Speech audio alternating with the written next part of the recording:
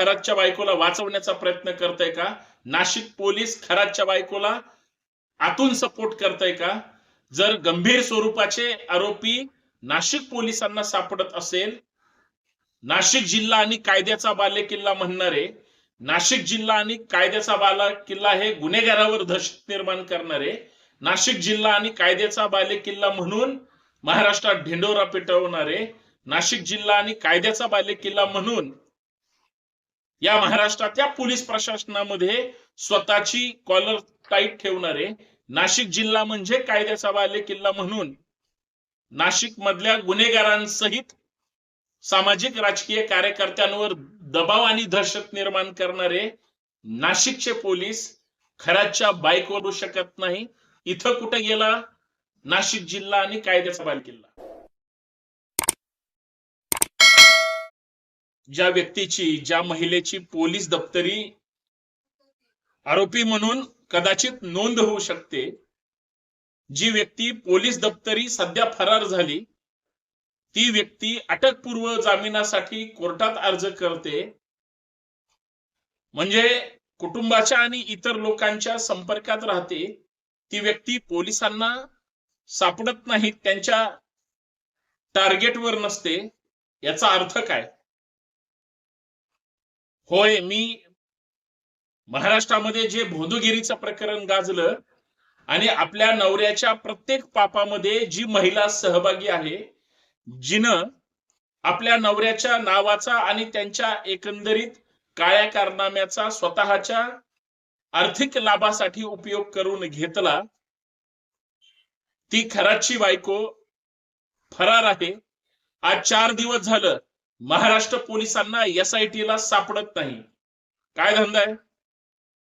पोलिसांना एखादा आरोपी न सापडणं सध्या महाराष्ट्राची जी कायदा सुव्यवस्थेच्या दृष्टिकोनातून जी बकाल आणि भयानक अवस्था झाली त्याचं एक मूर्तिमंत उदाहरण आहे. कारण ज्या नाशिकच्या प्रकरणावर SIT स्थापन केली, नाशिकच्या प्रकरणावर पोलीस कसून चौकशी करतात, ज्या व्यक्तीनं 100, 125, 150 महिलांचं लैंगिक शोषण केलं, शारीरिक संबंध ठेवले, बलात्कार सारख्या भयानक घटना घडल्या, ज्यांनी मोठे मोठे स्कॅम केले, ज्यांनी करणी भानामती काळी जादूच्या माध्यमातून राज्याच्या उपमुख्यमंत्र्याला सुद्धा घातपात करण्याची शक्यता नाकारता येत नाही, ज्या व्यक्तीकडून हवाला प्रकरणासारखे बड्या बड्या शहरांमध्ये, खास करून मुंबईमध्ये पंचतारीखित हॉटेलमध्ये वर्षभर रूम ज्या व्यक्तीच्या नावावर बुक असतात, ज्या व्यक्तीच्या संपर्कात, ज्या व्यक्तीचे भक्त म्हणजे या राज्याचे उपमुख्यमंत्री, मंत्री, आमदार, खासदार, महिला आमदार, खासदार, पुरुष आमदार, खासदार,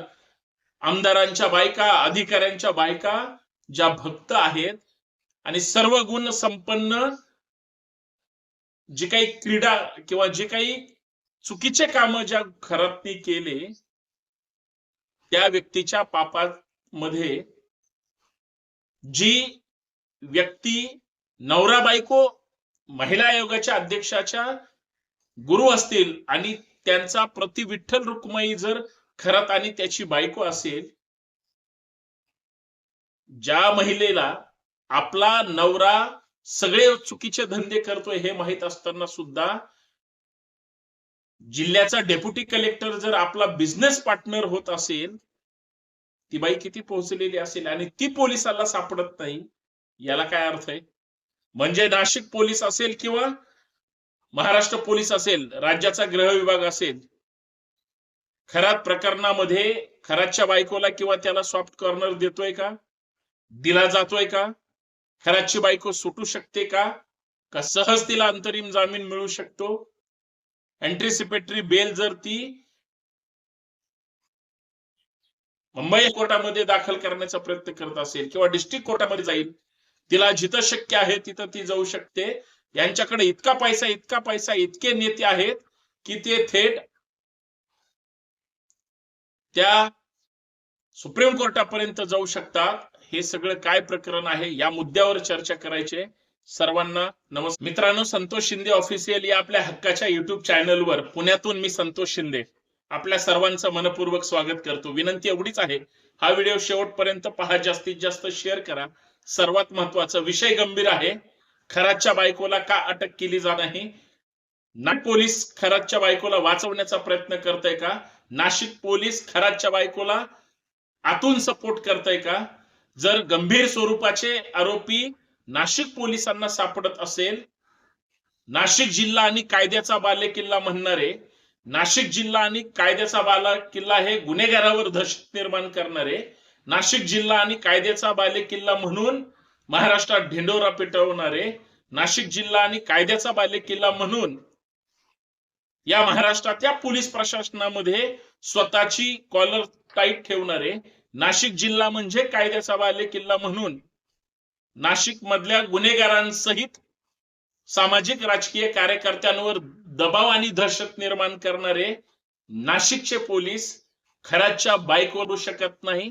इथं कुठे गेला नाशिक जिल्हा आणि कायद्याचा बालेकिल्ला? महाराष्ट्राला सगळं कळतंय, कारण मीडिया ट्रायल केस आहे. बडे बडे नेते खरात प्रकरणामध्ये भक्त स्वरूपात आहेत आणि त्यांना वाचवण्यासाठी नाशिक जिल्हा आणि कायद्याचा बालेकिल्ला म्हणणारे नाशिकचे पोलीस खरातच्या बायकोला पळून जाईपर्यंत, पोरग पळून जाईपर्यंत पोलिसांचा त्यांच्यावर वॉच कसा नाही?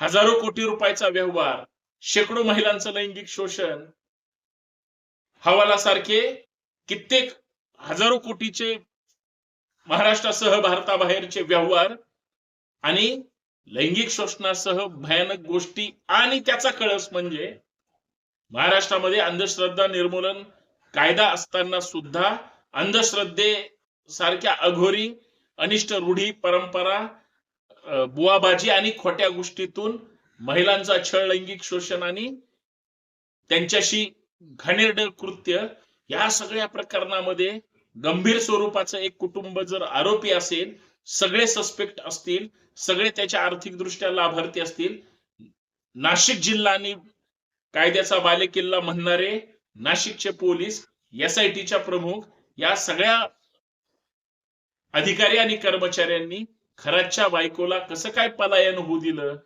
अटक कधी होणार? अटक कधी करणार? त्यांना माननीय न्यायालयासमोर कधी हजर करणार? आणि ज्या ज्या महिलांचं लैंगिक शोषण झालंय, ही महाराष्ट्राची अत्यंत वाईट घटना आहे आणि असे भरपूर प्रकरण आहेत. जर या प्रकरणात यांना सॉफ्ट कॉर्नर दिला तर इतर प्रकरणात सुद्धा आर्थिक घडामोडी घडून जर सगळ्यांना सॉफ्ट कॉर्नर मिळणार असेल, तर कुठला कायद्याचा बालेकिल्ला आणि कुठलं या गुन्हेगारांना शासन, असं लोक म्हणतील.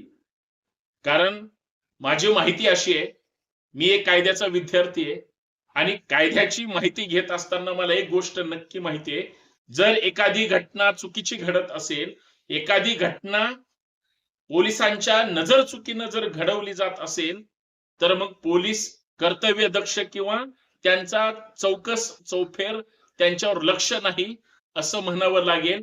कारण पोलिसांच्या हातावर तुरी देऊन खरातचं पोरग गायब झालं तरी पोलीस गंभीर नाहीत, खरातची बायको फरार झाली तरी पोलीस गंभीर नाहीत. याचा अर्थ इतर सगळ्या डिजिटल यंत्रणेच्या माध्यमातून आरोपींना बरोबर पकडणारे सध्या पोलीस प्रशासनाला झालंय काय, हा महाराष्ट्राला पडलेला प्रश्न आहे. माननीय मुख्यमंत्री महोदय, तुम्ही म्हणाला जे जे तपासामध्ये आणि जे सस्पेक्ट असतील, फोटो कुणासोबत आहेत ही गोष्ट सोडून द्या, पण ज्यांचे प्रत्येक व्यवहारात हित संबंध आहेत, चाकणकरांना नोटीस पाठवणार, नोटीस पाठवली गेली, त्यांनी जाण्यास नकार दिला, इतक्या सगळ्या बातम्या आल्या, नंतर कळलं की त्यांना नोटीसच पाठवली गेली नाही.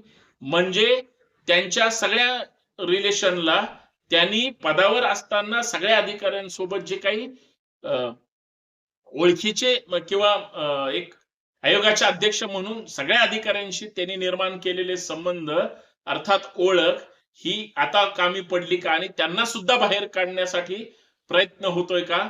उभा महाराष्ट्र म्हणतोय सह आरोपी करा. कारण खरातची जी ट्रस्ट होतं त्याचे जे सभासद, डायरेक्टर आणि इतर लोक आहेत, या सगळ्यांचे आर्थिक हितसंबंध थेट कुठपर्यंत पोहोचले गेले हे उभ्या महाराष्ट्राला माहितीये, कळलं असून सुद्धा जर चाकणकर सहित, खरातची बायको सहित सगळेच आमदार खासदार जे प्रत्यक्ष याचे लाभार्थी आहेत, भक्त आहेत आणि जे काही वाईट चुकीच्या घटना घडल्या त्यांना जर वाचवण्यासाठी पोलीस प्रशासन जर चुकीच्या पद्धतीने हे करत असेल तर मला असं वाटतं की तमाम महाराष्ट्राची दिशाभूल आहे आणि कर्तव्यदक्ष अधिकारी म्हणून किंवा त्या पदाची किंवा खुर्चीवर बसणाऱ्यांची जबाबदारी असताना सुद्धा जर सगळ्यांना सॉफ्ट कॉर्नर मिळत असेल ही गंभीर गोष्ट आहे. जर पोलिसांच्या हातावर तुरी देऊन जर ते फरार होत असतील तर महाराष्ट्राला आपणाला उत्तर द्यावे लागतील. म्हणून या सगळ्या गोष्टीकडे गांभीर्यानं बघून जर आरोपीच पळून जात असतील आणि उद्या पुरावे नष्ट केले, उद्या सुप्रीम कोर्टापर्यंत जाऊन जर त्यांनी जामीनच मिळवला आणि उद्या खराच जर सुटला, कारण सगळ्या गोष्टी ह्या जर संबंधाने झाल्या असतील, म्युच्युअल अंडरस्टँडिंग मध्ये जर झाल्या असतील, माननीय न्यायालय सुद्धा म्हणू शकतं हा माणूस क्रूर आहे हे सगळ्यांना माहिती आहे. पण क्रूर माणसा सोबत ज्यांनी कुणी स्वतःच्या मर्जीनं जर रिलेशन ठेवले असतील, ही गंभीर गोष्ट आहे, लक्षात ठेवा. तर त्याला तुम्ही अत्याचार, बलात्कार किंवा इतर वाईट गोष्टी म्हणू शकत नाही. म्हणजे प्रत्येक गुन्ह्यातून जर त्याला सॉफ्ट कॉर्नर मिळत गेला, तात्पुरता सगळ्यांचं लक्ष आहे म्हणून त्याला आतमध्ये ठेवलं आणि नंतर जर बाहेर आला तर सगळ्यांना वाचवण्यासाठी काहीतरी घडलंय आणि खरातला वाचवण्यासाठी कुणीतरी घडवलंय असं उद्या महाराष्ट्राला वाटायला लागेल आणि हे सगळं सध्या घडतंय असा संशय आहे. माझं वैयक्तिक हे मत आहे, एक जबाबदार नागरिक म्हणून, कायद्याचा विद्यार्थी म्हणून, जर लूज फॉल्स केस मध्ये ठेवल्या गेल्या तर त्याला कोर्टाकडून बाहेर पडायला कुणीही वाचवू शकणार नाही, हे फक्त लक्षात ठेवा. आज बायको फरार आहे, पोरग फरार आहे, उद्या खरात सुद्धा बाहेर जामिनावर येऊन फरार होऊ शकतो.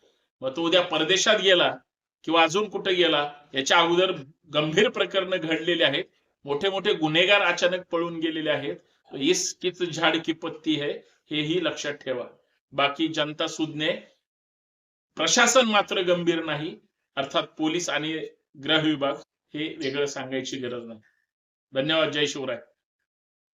पण महाराष्ट्रातल्या महिला भगिनींना न्याय मिळाला पाहिजे, हे त्रिवार सत्य आहे, त्यासाठी आपण बोलत राहणार. जय शिवराय. पटला तर व्हिडिओ जास्तीत जास्त शेअर करा, कमेंट करायला विसरू नका.